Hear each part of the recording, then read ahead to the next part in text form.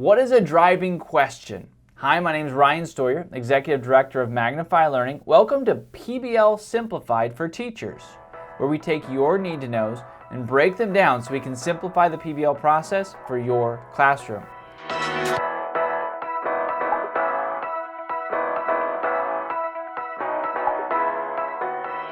Today's need-to-know is what is a driving question and why is it important? A driving question is this umbrella question that can go over your entire PBL unit. So from start to finish, your driving question is still applicable. A couple of quick tips: it shouldn't be Googleable, right? It shouldn't be yes or no. It should be engaging, provocative. It should be something our learners are interested in or it piques their interest right away. Now, it's not going to completely stand alone. You'll have an entry event to launch with, so it'll have some context wrapped around it. But if I get a list of your need-to-knows, I should have a pretty good idea of what your PBL unit is going to be about, the standards that it's going to address, and where you want to take your learners. So let's look at a couple. You might have on your board traditionally or in your lesson plan just some question you're going to start with, like how are we going to learn about slope-intercept form? That's not a driving question. A driving question might be, how can we educate the local business community on supply and demand? Or how can we help people understand the fluctuating gas prices?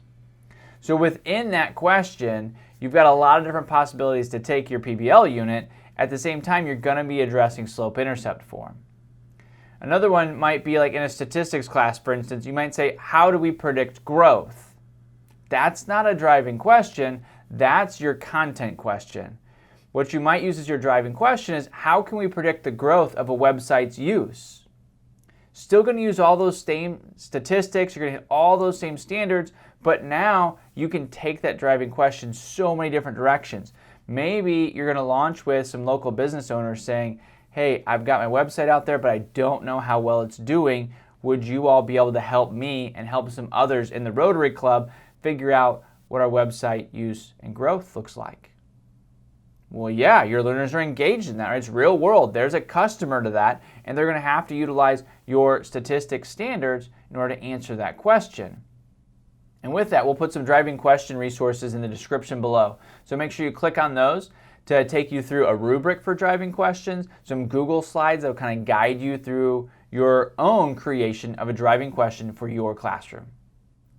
So what's one of your favorite driving questions? If you're a PBLer, would you put it down in the comments? Put one of your favorite driving questions, maybe put a couple of them down there. Because from your driving question, especially as facilitators, we're going to be able to pull out what standards are you addressing, where are you going to take that PBL unit. And when I say your standards should be in there, I don't mean that you're going to list the standards within your driving question, but we want to give your learners, what hat are they going to put on? Are they going to be environmentalists? Are they going to be graphic designers?